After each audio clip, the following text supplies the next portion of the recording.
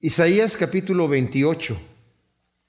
Hemos estado viendo aquí en este tremendo libro de Isaías, como hemos visto las diferentes profecías que nos está diciendo el profeta Isaías acerca del pueblo de Israel, acerca de los juicios que el Señor va a traer a su pueblo por haber sido un pueblo rebelde.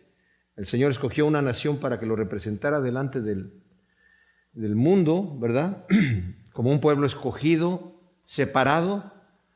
Y el pueblo de Israel fracasó en eso. Incluso vimos en algunas de las profecías anteriores que ellos mismos están diciendo: fracasamos, no trajimos salvación, dimos a luz viento, ¿verdad? Entonces, nosotros somos ahora el pueblo escogido de Dios, que también el Señor espera que nos representemos delante de este mundo pecador, ¿verdad? Así que tenemos la misma responsabilidad que tenía Israel, porque podemos decir, bueno, a mí que me interesa estar estudiando lo que le pasó a Israel. Bueno, es que nosotros somos el Israel ahora, ¿verdad? Y tenemos esa misma responsabilidad. El Señor utilizaba diferentes naciones que eran perversas en extremo, y eso es algo de lo que vamos a ver hoy, ¿verdad? El profeta, ¿cómo se llama? ¿Cómo se llama este profeta?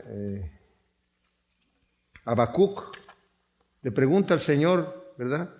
El Señor le dice: voy a hacer una cosa tremenda que si te la digo te van a retumbar los oídos, ¿verdad? Y una cosa increíble que la gente no lo va a creer. ¿Y qué cosa es? ¿Verdad? Pregunta él, dice: voy a juzgar a mi pueblo por rebelde. Porque el profeta le dice al Señor: Señor, este pueblo hay tanta rebelión y tanta maldad aquí en Israel y tú no estás haciendo nada. Y el Señor le dice: si yo te dijera lo que voy a hacer, no me lo vas a creer. Voy a traer juicio aquí. Y voy a traer a Babilonia para que se lleve cautivos al pueblo de Judá, que era el que quedaba ahí. Y le dice: Señor, espérame, ellos son malvados, pero el otro pueblo es más malvado. ¿Cómo vas a usar a una persona más malvada para castigar a tu pueblo? Y el Señor le dijo: te dije que no me ibas a creer si te decía lo que iba a hacer, ¿verdad? Y es que el Señor así es. El Señor utiliza las cosas negativas que nosotros vemos aquí para a nosotros forjarnos, para educarnos. A veces necesitamos ser disciplinados y el Señor va a utilizar diferentes situaciones, ¿verdad?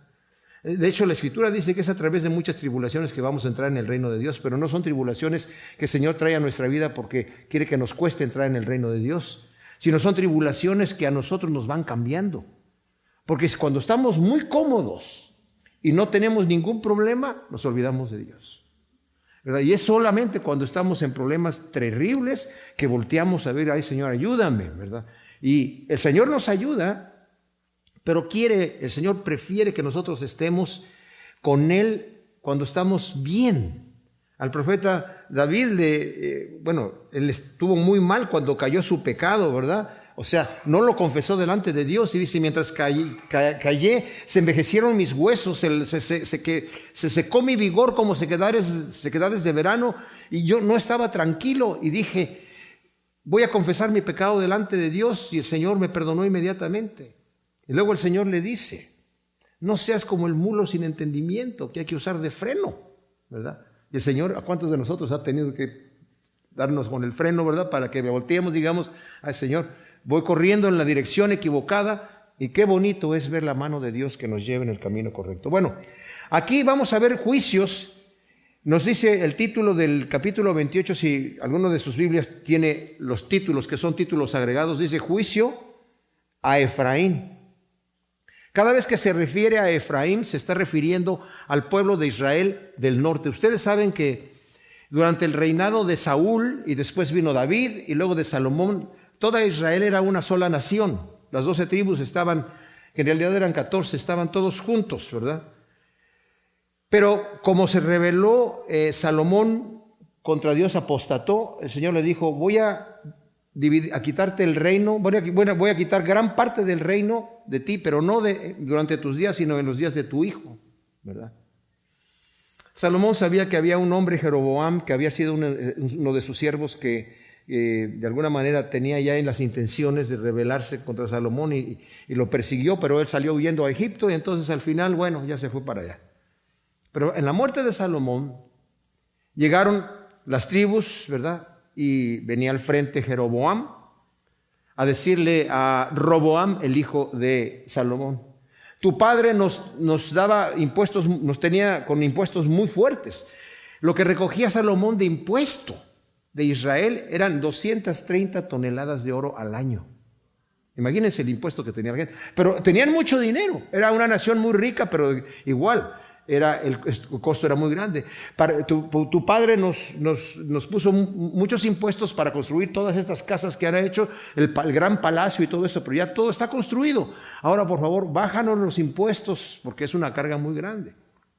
Entonces él tuvo un consejo con los ancianos, y los ancianos le dijeron: mira, si tú les bajas los impuestos a esta gente, ellos te van a servir por toda la vida, van a estar tan contentos contigo, y en realidad no hay necesidad de tener tanto impuesto ya. ¿Ok?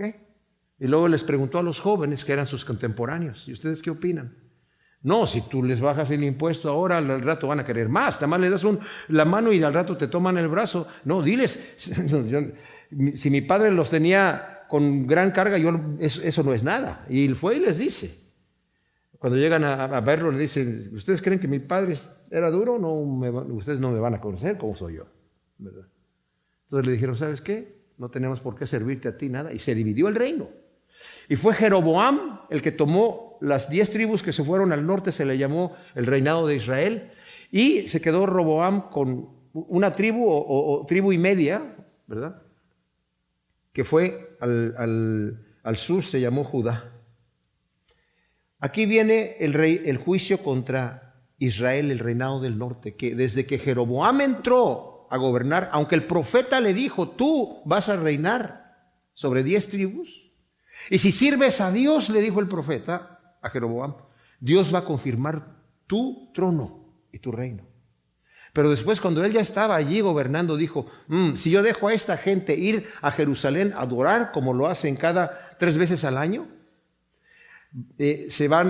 Roboam se va a ganar el corazón de ellos y a mí, y se van a rebelar contra mí. Entonces dijo: ¿saben qué? No necesitan adorar más allá en el templo y tener sus reuniones ahí, sus fiestas que el Señor ha ordenado. Ustedes pueden, y les puso 2 becerros de oro, uno en el sur y uno en el norte del territorio. Y él se hizo sus propias fiestas de su propio corazón, que él inventó. Y fueron desde allí. Nunca Israel se levantó de la idolatría. Los profetas llegaron a exhortar al pueblo, pero nunca quisieron escuchar. Entonces esta profecía viene para ellos. Todavía está Isaías predicándoles las profecías que van a venir hacia el reinado del norte y al reinado del sur, ¿verdad? Y vamos a ver las dos aquí en este capítulo.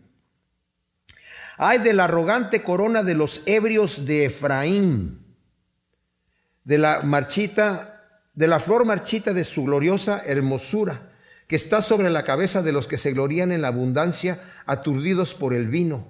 He aquí, Adonai dispone un robusto y fuerte azote, como turbión de granizo y tormenta asoladora, como turbión de aguas desbordantes que barren la tierra con violencia. ¡Wow! Fíjense, los de Efraín eran conocidos por su embriaguez.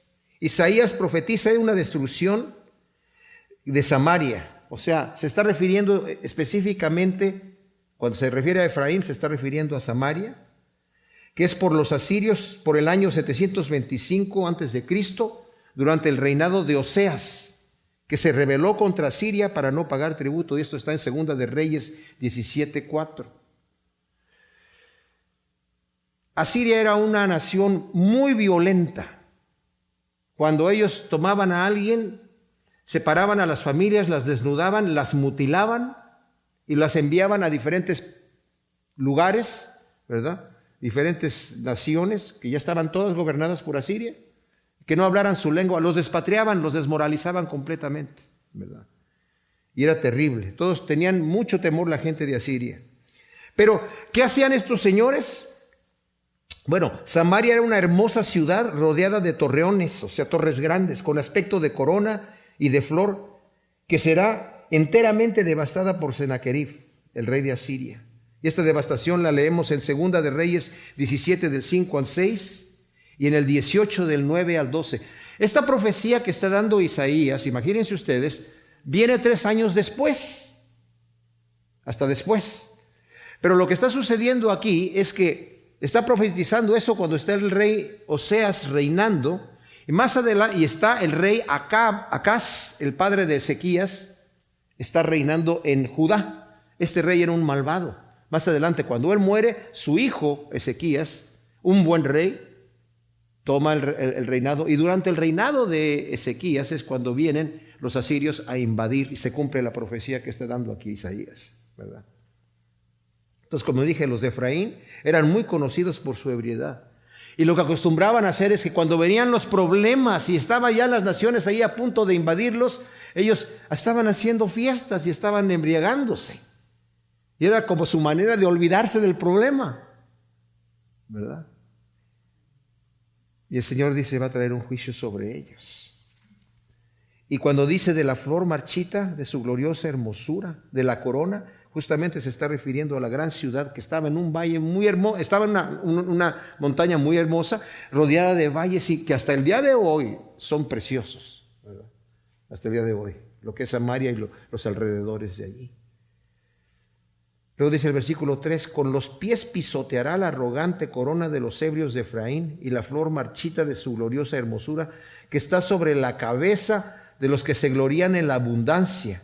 Será como breva cuando llega el verano, el primero que la ve, la agarra y se la traga. Ahora, como turbión de granizo, dice aquí, y tormenta asoladora, Asiria va a arrasar a Samaria, siendo el instrumento que Yahvé usa para castigar a su pueblo rebelde. Como lo dice en el 10:5, ay, Asiria, vara de mi ira, mi indignación, cetro de tu mano. Cuando el Señor está juzgando a Asiria, le dice, yo te usé a ti como la espada mía, como la vara de corrección.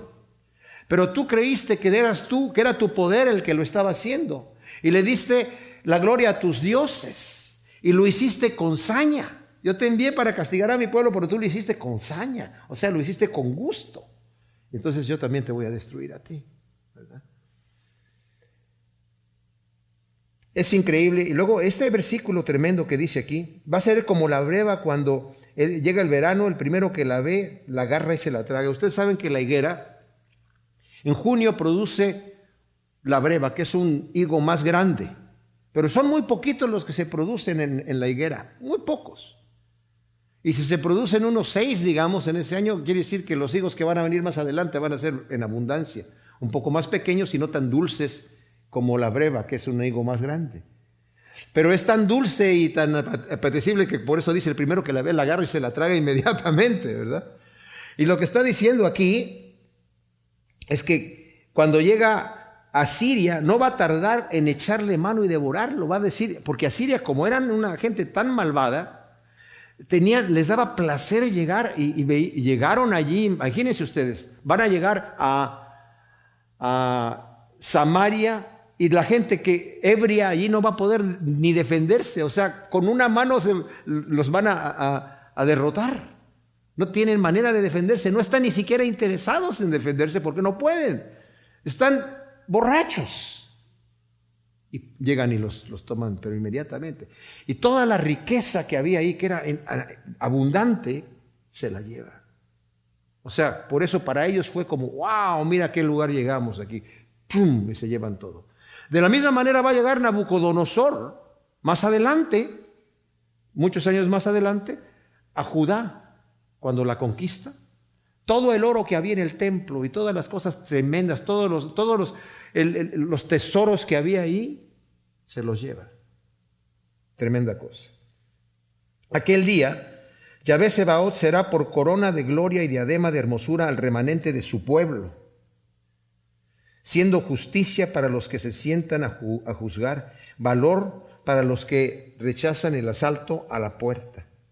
O sea, la profecía es con sentido escatológico, que esto quiere decir para los tiempos del futuro, del fin del tiempo. Pero también habla de la liberación durante el reinado de Ezequías. En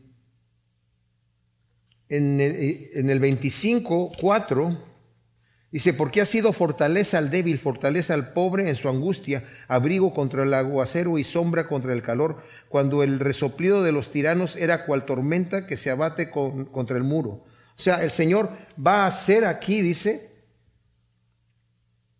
sentido de justicia, valor para los que rechazan el asalto a la puerta. Ahora, notemos los contrastes que nos está dando aquí. ¿Qué es lo que el Señor va a hacer? Está hablando, como dije yo, de el momento en donde Ezequías se vuelve al Señor, porque después los asirios van a llegar también a querer conquistar Jerusalén. Conquistaron algunas de las ciudades más fuertes de Jerusalén, de Judá. Ya una vez que se habían llevado a lo que era Israel, del reinado del norte, ya no quedaba nadie. De ahí trajeron gente extranjera que venían adorando sus dioses. Entonces el Señor les enviaba leones, fieras que los destruían. Y los asirios dijeron, bueno, es que no conocemos cómo deben adorar al Dios de esa tierra, porque anteriormente pensaban en dioses territoriales, ¿verdad? Entonces se consiguieron unos sacerdotes de Jehová para llevarlos allí, para que les enseñaran cómo debían adorar a Yahvé, al Señor, ¿verdad? Y los sacerdotes les enseñaron, entonces empezaron a adorar, respetaban a Yahvé, dice la Escritura, pero adoraban sus propios dioses también, o sea, de las dos maneras. Entonces, pero ya el Señor dejó de atacarlos con las fieras. Y por eso los judíos no se mezclaban con los samaritanos, porque dijeron, ustedes tienen una religión rara, ¿verdad? Extraña. Pero eso es lo que sucede. Pero también nos está hablando aquí en sentido escatológico, que quiere decir al final del tiempo. Estamos hablando del reinado milenial del Señor. Samaria, nótese los contrastes, Samaria es corona arrogante, Yahvé es corona de gloria. Samaria es flor marchita de su gloriosa hermosura, Yahvé será diadema de hermosura. Samaria está en manos de los aturdidos por el vino, Yahvé será sentido de justicia para los que se sienten a juzgar. Así, Asiria, pues, con una mano es capaz de echar por tierra a los aturdidos por el vino, que no pueden ofrecer resistencia, pero Yahvé será asalto a la puerta, ¿verdad? Y va a poder el Señor, el pueblo resistir. Y en los tiempos del futuro, pues ¿quién va a poder pelear contra el Señor? Nadie, ¿verdad? Entonces se está refiriendo también a ese tiempo del final. Y luego dice el versículo 7, que es un versículo que ha impresionado a algunas personas, ¿verdad? Porque también dice, también estos se tambalean por el vino.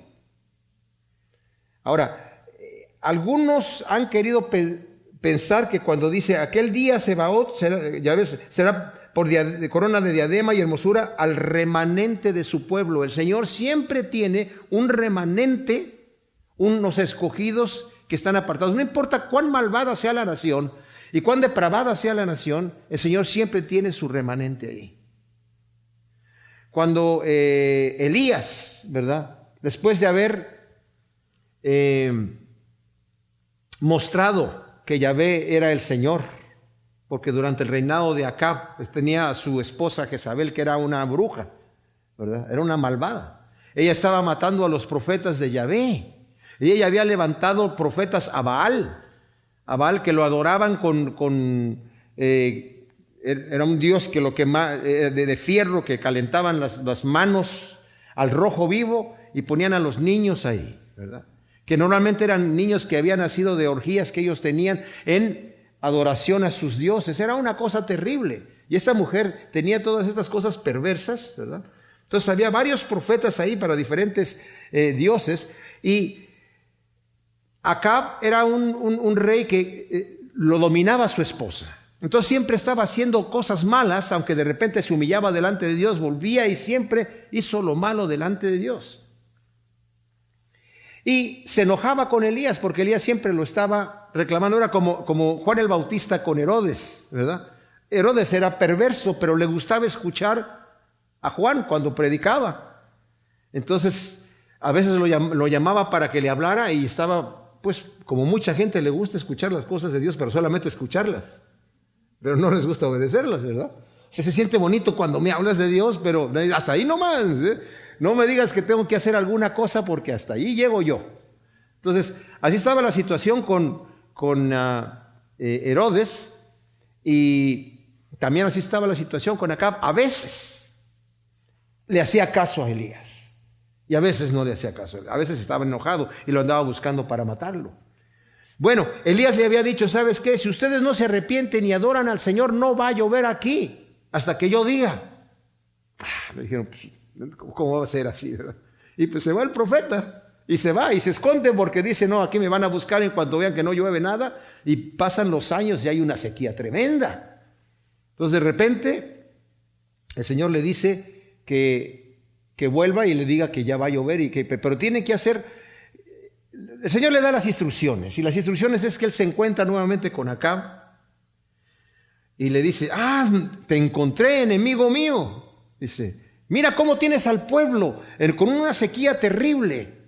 Y le dice, yo no he traído el mal al pueblo, lo has traído tú y tu mujer perversa, que están adorando a esos ídolos. Tú eres el que estás atribulando al pueblo. Dice, vamos a hacer una cosa, vamos a ir al cerro, a la montaña, y vamos a ofrecer sacrificios. Tráete a los profetas de Baal y que ofrezcan ellos sus sacrificios. Y yo voy a ofrecer el mío. No le vamos a poner fuego. El Dios que conteste con fuego, ese es el que es Dios. Ok, entonces todo el pueblo dijo, ok, vamos. Entonces llevaron los animales y todo, ya quedaban pocos animales y ya no había casi nada de agua. Pero lo poquito que había, se lo llevaron para allá. Y los profetas de Baal partieron sus animales, los mataron, los pusieron sobre sus altares allí y no les pusieron fuego, ¿verdad? Y empezaron a danzar alrededor diciendo, Baal, respóndenos Baal, y a hacer sus cantos y sus cosas ahí raras. Y como Baal no les respondía, ¿verdad? Porque no es Dios. Entonces empezaron a cortarse con cuchillos, ¿verdad? Que era una de las cosas que ellos hacían para su adoración, hasta que les chorreaba la sangre, dice la Escritura.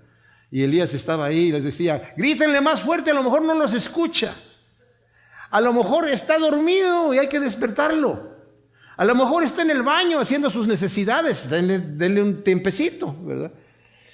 Se burlaba de ellos y la gente estaba más y más gritando, y hasta que ya llega la hora del sacrificio de la tarde, les dice, ok, suficiente, señores, suficiente, ya tuvieron su diversión, ahora me toca a mí. Entonces pide que le echen agua o sea, él parte su sacrificio, lo pone ahí, lo prepara, piden que le echen agua por encima, de manera que se mojó toda la carne de los animales, se mojó la leña, y todavía había hecho un surco alrededor, se llenó de agua todo ese surco allí, y luego empezó a orar, dijo, Señor, yo sé que esto no por mí, porque yo sé que tú eres el Dios verdadero, y que sepan ellos que por mandato tuyo estoy haciendo esto, te pido que tú, Señor, les demuestres que tú eres Dios, y descienda fuego del cielo y consuma el sacrificio. Y descendió fuego del cielo, consumió el sacrificio, y hasta consumió la leña, consumió la carne, consumió las piedras, y hasta lamió, dice la Escritura, el agua que había en el surco que había hecho. Entonces allí Elías dijo, prendan a todos los profetas de Baal. Y prendieron a los de Baal. En total eran como más de 400, eran como el doble, eran como 950. Y a todos ellos fue y los degolló en el arroyo, el mismo Elías. Pero después Jezabel se enteró y dijo, y ya llovió, ¿verdad? Pero cuando se enteró, Jezabel dijo, que así me haga Dios y si aún me añada, que era uno de los dichos que decían entonces, ¿verdad? Si la cabeza de Elías no la tengo yo aquí en mis manos para mañana. Entonces Elías sale corriendo y se va. Y corre y hasta llegar a Arabia, al monte Sinaí, ahí se esconde en una cueva. Y el Señor le dice, ¿qué estás haciendo aquí, Elías? ¿Qué estás haciendo aquí? Y le dice, es que me andan persiguiendo, Señor, ¿verdad? Solamente, dice, han matado a todos tus profetas, solamente quedo yo. Y me van a matar, se te va a acabar el negocio, Señor. Te vas a quedar sin negocio aquí, ¿verdad? Y le dice, ya le da un trabajo para que haga. Sal de ahí de la cueva y le da un trabajo para hacer. Le dice, pero quiero que sepas que tengo, creo son 700, ¿verdad? ¿Eran 700 o 70? Creo que 700 hombres que no han doblado su rodilla ante Baal. O sea, tengo un remanente. Siempre hay un remanente. Por malvada que sea la situación, mis amados, siempre hay un remanente. Entonces, donde dice sentido de justicia para los que se sienten a juzgar, valor para los que rechazan el asalto a la puerta, es lo que el Señor va a tener en su reinado. Y luego se voltea, en la misma profecía que está dando, se voltea para dar la profecía en el versículo 7 de Isaías 28.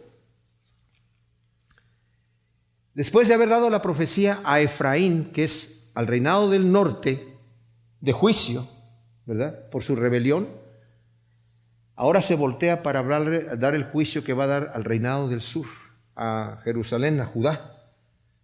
También estos, dice, se tambalean por el vino y dan traspiés por el licor. Sacerdotes y profetas se tambalean por el licor, los aturde el vino, dan traspiés por el licor, tambaleanse en la visión, titubean en la sentencia. Todas las mesas están llenas de vómito y suciedad y no queda sitio limpio. ¡Wow! ¡Wow! Esto es tremendísimo, mis amados.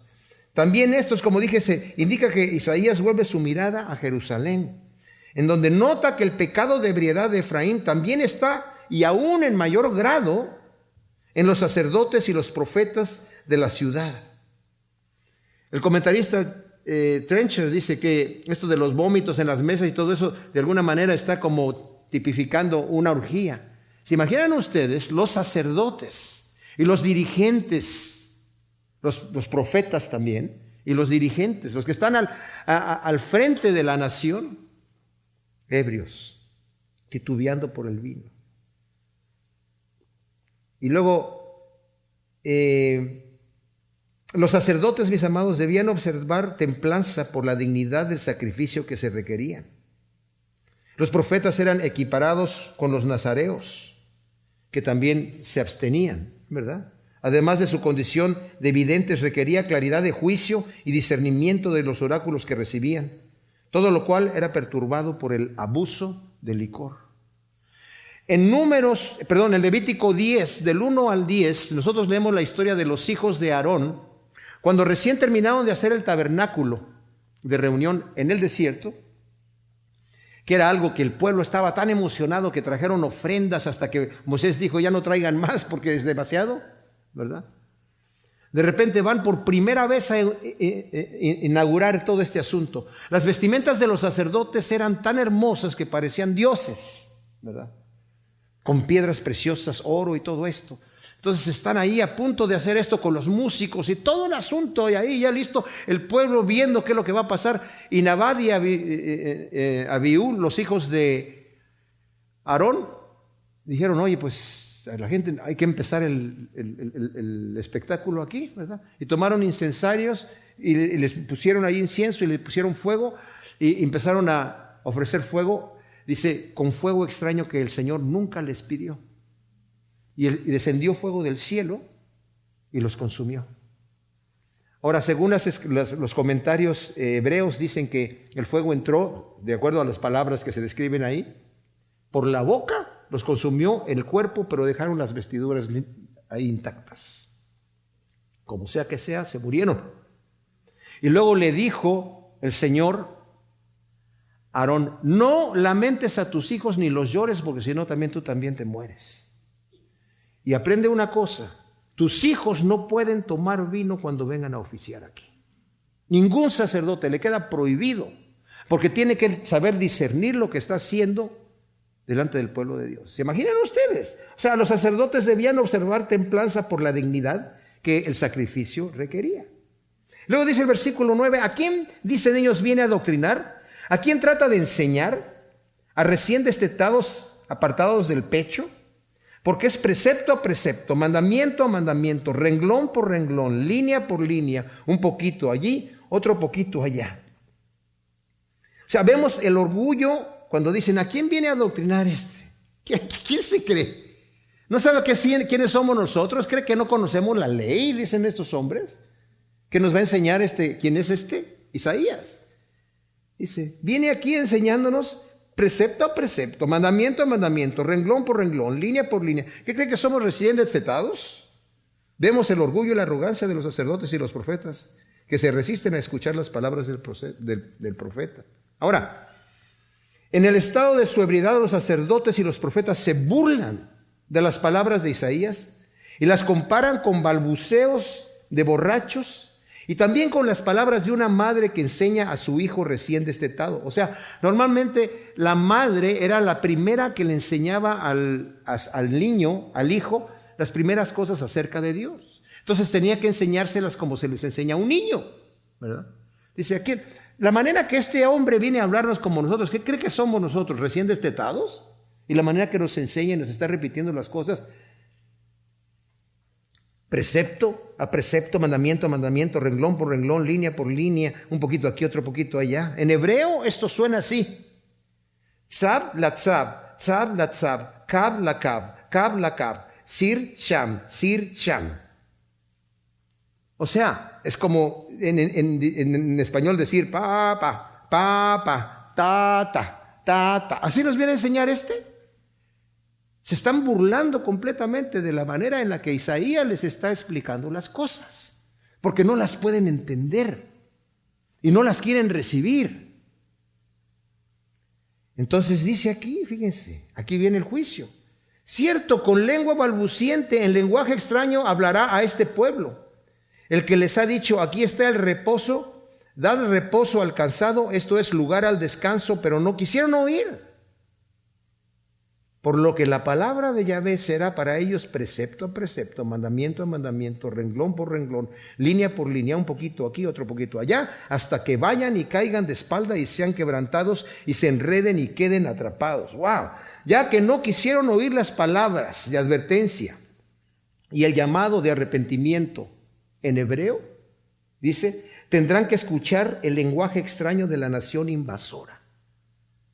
A donde van a escuchar un lenguaje que ni lo van a entender. ¡Wow! Eso es tremendísimo. Aunque Yahvé les había prometido reposo y bienestar, no quisieron oír, aun cuando eran castigados. El Señor los había llevado a una tierra que fluía leche y miel, y ellos no quisieron escuchar. No quisieron escuchar. Isaías, imitando las mismas palabras con las que los borrachos se burlaban de él, de la advertencia de juicio de parte de Dios, les dice que se van a cumplir mandamiento a mandamiento, renglón por renglón, línea por línea, un poquito allí, otro poquito allá, hasta que caigan a espada y sean quebrantados y se enreden y queden atrapados. Y esta es la suerte para los que hoy así se burlan. Es impresionante cuando uno trata de hablar de Dios con una persona arrogante. Dicen: ¿y quién eres tú? ¿Quién eres tú porque me hables de esas cosas? ¿Verdad? Yo escucho a los científicos, yo escucho a las personas, y si se dan cuenta una cosa, en las escuelas en donde aturden a nuestros hijos con enseñanzas, ¿verdad?, equivocadas y falsas, ¿saben cuál es el arma que utilizan? La arrogancia y el orgullo. Y los jóvenes están como: ay, pues mira el profesor. Se burlan de los cristianos diciendo que son unos estúpidos, que son intelectualmente deshonestos, ¿verdad? Ay, están creyendo en Adán y Eva. Ay, no. Pero ellos que dicen: la naturaleza es muy sabia. Y es increíble, ¿verdad? O sea, la naturaleza es el hada madrina de ellos, pero qué impresionante. Bueno, así, esa va a ser la ruina de ellos. Lo que leyeron de parte de Dios: ay, ellos creen en un juicio final. Bueno, les va a tocar el mismo juicio final. Todo lo que escucharon en la escuela dominical, aquellos que se han rebelado y se burlan de eso lo van a ver en realidad en el día que viene, cuando estén delante de Dios. O coplistas, ¿verdad?, que cantan coplas, burlones, que gobernáis a este pueblo de Jerusalén, oíd la palabra de Yahvé. Habéis dicho: hemos hecho un pacto con la muerte y con el Seol tenemos alianza. Cuando el azote pase por el torrente no nos alcanzará, porque hemos hecho de la mentira nuestro refugio y de la falsedad nuestro escondrijo. ¡Wow! Eso es tremendo, ¿eh?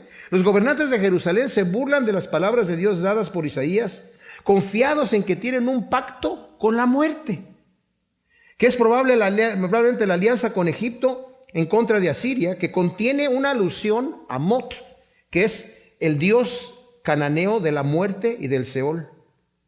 En México hay gente que está adorando la Santa Muerte.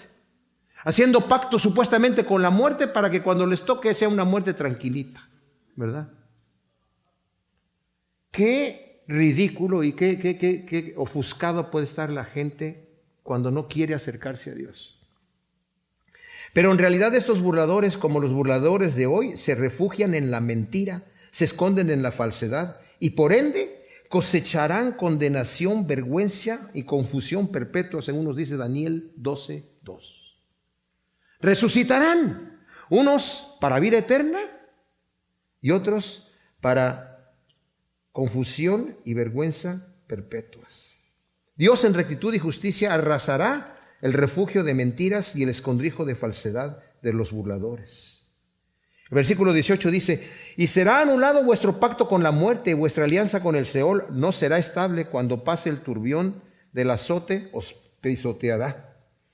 Algunos ven en el pacto con la muerte, lo ven deshecho por Ezequías al destruir la idolatría en Jerusalén y restaurar la adoración de Yahvé, poco después que Asiria destruyó algunas de las ciudades de Judá. Pero sabemos que también tiene un cumplimiento, ¿verdad? Cuando la persona se da cuenta que su pacto con la muerte no le sirvió de nada, porque se va a tener que encontrar con el juez supremo, ¿verdad?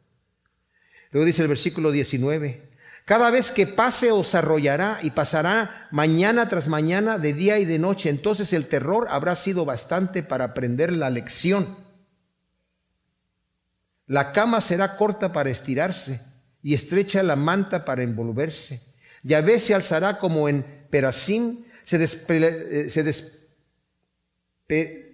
desperezará como en el valle de Gabaón, para hacer su obra, su extraña obra, para hacer su tarea, su insólita tarea. Por tanto, no os burléis, no sea que se aprieten más vuestras ataduras, porque me he enterado de la destrucción decretada por Adonai, Yahvé Sebaot, contra todo el país. Ahora, aquí está profetizando la destrucción total. En esta profecía ya dio una profecía contra Efraín, que es el reinado del norte, de destrucción, ¿verdad? En donde se los van a llevar cautivos. Y ahora está dando una profecía contra el reinado del sur, de una destrucción total, en donde va a ser destruido. Dice, el Señor ya decretó destruir a todo el país por la maldad, esta maldad de la gente, que estaba confiando en sus vanidades, estaba confiando en que nada nos ha pasado. De hecho, algunos de ellos, algunas de las mujeres que se fueron a Egipto, cuando les dijo el profeta, no se vayan a Egipto, lo vamos a leer cuando lleguemos a Jeremías, se van a Egipto, y Jeremías se va a Egipto a decirles, arrepiéntanse de esto. Dice, ¿sabes qué? No te vamos a escuchar, vamos a seguir haciendo nuestras adoraciones a la reina del cielo. Tenían una diosa que le llamaban la reina del cielo. Dice, porque Jehová no nos ha librado, y en cambio las naciones que nos han conquistado porque queremos servir a esos dioses poderosos. Ellos nos conquistaron porque sus dioses son poderosos. Esa es la mentalidad que tenían, ¿verdad?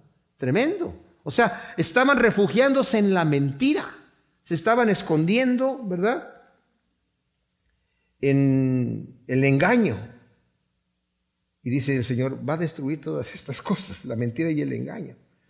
Pero después, cuando leemos aquí, ¿verdad?, cada vez que pase los va a arrollar y pasará mañana tras mañana, dice el versículo 19, y día y noche. Entonces el terror habrá sido bastante para aprender la lección. O sea, cuando vean ustedes, va a llegar la destrucción. En este caso aquí, viene parte de la destrucción de Judá por Asiria. Porque después, cuando va a destruir a Jerusalén, primeramente Ezequías quiere hacer un pacto con los asirios y decirles, mira, nosotros les vamos a ser sus siervos y les vamos a pagar tributo. Pero después el rey de Asiria pidió más y dijo, ¿saben qué? Los vamos a invadir de cualquier manera. Entonces Ezequías se vuelve al Señor y el Señor le dice, no te preocupes, yo me encargo. Y el ángel de Jehová vino una noche cuando estaban rodeados por el ejército asirio y mató en una sola noche 185,000 de los hombres más fuertes. Más adelante el rey de Asiria se regresa a su lugar y después, pasado un tiempo, está adorando en el templo de su Dios, de su ídolo, y 2 de sus hijos llegan y lo matan. ¡Wow! Tremenda cosa. O sea, el juicio de Dios viene. Pero aquí también dice, Babilonia también llegó. Más adelante, cuando fueron conquistadas Jerusalén, fue por Nabucodonosor. Ahora, después de el buen rey Ezequías, reinó Jerusalén su hijo Manasés, quien derramó tanta sangre inocente en Jerusalén que Yahvé ya no quiso perdonar y destruyó enteramente a Judá, entregándola en mano de Nabucodonosor, rey de Babilonia. Podemos leer en Segunda de Reyes 23, del 25 al 27, que dice que ya no quiso perdonar por toda la maldad que hizo y toda la sangre inocente que derramó el hijo de Ezequías, que fue un rey en extremo malvado, aunque se humilló después delante de Dios. Más adelante el rey Josías, un rey bueno, restauró la adoración a Dios, pero el Señor dijo, sí, pero ¿sabes qué? Yo ya decidí que voy a destruir este pueblo. Y después de Josías vinieron otros reyes malvados que de cualquier manera el Señor destruyó completamente el pueblo. Los que antes habitaron en la tierra que fluía leche y miel ahora vivirán en un país extranjero sin la libertad y las comodidades que tenían. Dice, ahora la cama les va a quedar chica y la manta también. Mis amados, esto tenemos que aplicarlo personalmente a nuestra vida. El Señor nos quiere bendecir. El Señor no quiere castigarnos, el Señor no quiere disciplinarnos, no quiere tener que disciplinarnos. Él nos dice, no seas como el mulo sin entendimiento, que hay que refrenarlo con freno, ¿verdad? Yo te quiero guiar con la mirada, para allá, para acá, ¿verdad? Con los ojos te quiero guiar. Lleva mi yugo que es ligero, pero aunque el yugo es ligero, es un yugo. Y si yo me resisto, el yugo me va a lastimar. Pero si yo no me resisto y me dejo guiar por el Espíritu Santo, ¿saben qué va a hacer el Señor? Va a ser ese pastor que me va a llevar a buenos pastos, a aguas de reposo. Voy a disfrutar la vida. La vida cristiana en obediencia a Dios es una vida de paz, dice la Escritura. El reino de los cielos no consiste en comida y en bebida, o sea, no consiste en legalismos, en que esto sí, esto no, y que cargas que te están poniendo, sino en gozo y paz del Espíritu. ¿Qué es lo que quiere Dios de ti? Que estés gozoso, que estés tranquilo, que tengas paz. El gozo es más que la felicidad. La felicidad depende de las circunstancias. Me acaban de regalar un Jaguar rojo, último modelo. Qué bonito estoy. Estoy muy feliz porque me regalaron ese Jaguar. Y voy saliendo de la agencia, ¿verdad? Gracias, muchas gracias. Y apenas salgo, ¡pum!, me chocan. Y no tenía seguro. Ya estoy triste, ¿verdad? Se me fue la felicidad. Pero el gozo es tenemos una felicidad mayor que no depende de las circunstancias. Aunque estoy atribulado y aunque estoy pasando por situaciones difíciles, tengo el gozo del Espíritu Santo que me mantiene ahí, ¿verdad? Y la paz también la tengo. Dice, sean conocidas tus peticiones. Por nada te afanes, que tus peticiones sean conocidas delante de Dios. Y la paz que sobrepasa todo entendimiento va a gobernar tu corazón. De eso se encarga Dios, porque es fruto del Espíritu Santo el gozo y la paz, ¿verdad? Entonces, es tremendo. Eso es lo que Dios quiere. Ahora dice, la extraña obra y la insólita tarea de Yahvé es que usó a Asiria y a Babilonia, naciones en extremo perversas y crueles, para destruir enteramente al país rebelde de Israel. Luego el versículo 23, estad atentos y oíd mi voz, atended y escuchad mi dicho. El que ara para sembrar, arará día tras día, abrirá surcos en la tierra y desterronará sin cesar. Una vez allanado el campo, ¿no siembra el eneldo y esparce el comino? ¿Echa el trigo en sus surcos, o la cebada en la parcela determinada y la avena en sus lindes? Porque su Dios lo instruye, le enseña lo que es conveniente, que el eneldo no se trilla con el trillo, ni sobre el comino se ha de hacer rodar la rueda de la carreta, sino que con el palo se bate el eneldo y con la vara el comino.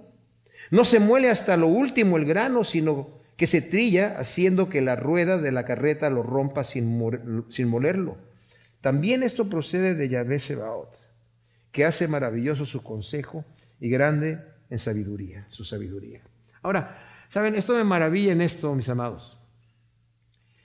Todo lo que nosotros sabemos hacer Porque ¿cómo sabemos lo que sabemos? Porque Dios nos enseña. No lo tenemos que aprender todo. Hay cosas que decimos, pues que es lógico que esto tiene que ser así, ¿verdad? No estamos programados para eso, pero sabemos cómo hacerlo.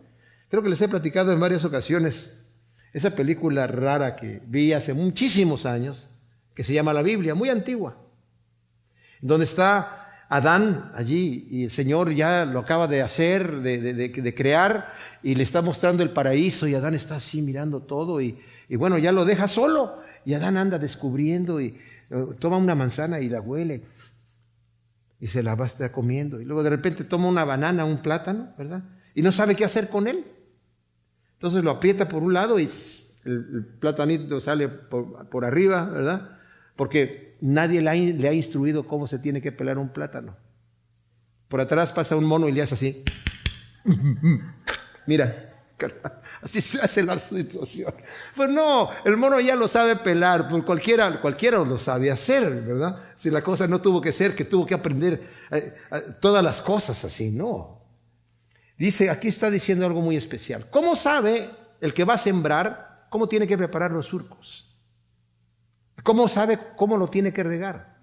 Y cuando lo cosecha, ¿cómo sabe cómo lo tiene que cosechar? ¿Cómo sabe qué tiene que hacer con el grano? Porque no hace lo mismo con el maíz que con el trigo. Es porque yo, dice el Señor, le doy el entendimiento para que sepa lo que tiene que hacer. ¡Qué tremenda cosa! Bueno, en esta parábola vemos que así como el labrador ara para sembrar y recoger el fruto, Dios también utiliza métodos para castigar y corregir a su pueblo. Porque no es que de repente el profeta cambió de tema y dijo, les quiero dar una clase de ciencia aquí, ¿verdad? De decirles como algo interesante, ¿verdad? No, está hablando del juicio de Dios sobre su pueblo. Pero no es un juicio de destrucción. El juicio de destrucción, el Señor lo trae sobre los enemigos de Dios. Pero aún estos pueblos rebeldes que se rebelaron contra Dios, como Asiria, como Egipto, el Señor mismo dice, son obra de mis manos. Son obra de mis manos y yo voy a tener, al final voy a tener compasión de ellos. Porque son obra de mis manos. Y necesitamos darnos cuenta que el Señor al final va a tener compasión. Ya lo hemos visto en las otras profecías de Isaías. Aún de los pueblos perversos que se vayan a convertir con el Señor. Es impresionante cuando vemos nosotros hoy en día, muchos musulmanes están siendo alcanzados por el Señor. Y como ellos creen en visiones, Cristo mismo se les está apareciendo. Porque ama a esa gente. Cristo ama al pecador. A veces pensamos, no, es que esa gente ya es demasiado malvada. Nosotros también. El Señor no vino por los buenos. Él no es el chapulín colorado, ¿verdad? El Señor vino por los malos. El Señor vino por lo malo y lo menospreciado del mundo, lo vil. Y nosotros calificamos y por eso estamos allí.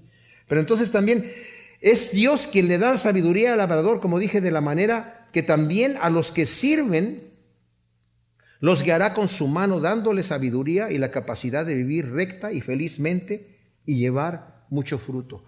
Al fin de cuentas, mis amados, al fin de cuentas, lo que vale la pena de la vida es el fruto que vamos a traer delante del Señor. No es lo que hicimos aquí en la tierra y que se queda aquí. Es lo que hicimos aquí en la tierra para el reino de Dios. Son los tesoros que pusimos allá. En esa parábola del mayordomo infiel, el Señor dice,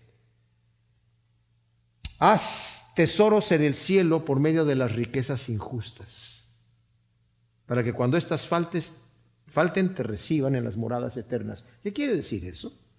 Utiliza el dinero, los recursos que Dios te da aquí para hacer tus tesoros en el cielo, para que cuando éstas falten, tienes tesoro que allá no se devalúa, no se pierde, no le pasa nada, no se lo roban, no se envejece, es eterno. Y al fin de cuentas, cuando ya damos nuestro último suspiro y nos ponen las sábanas sobre nuestra cara, lo que importó es lo que dejamos en el reino de Dios, lo que estamos llevando cuando entremos en la eternidad. Gracias, Señor, te damos por tu palabra. Ciertamente es hermoso, Señor, como tú nos enseñas, y te pedimos que tú siembres esta palabra como una semilla sembrada en buena tierra para que dé su fruto al 100 por 1, en el nombre de Cristo Jesús. Amén.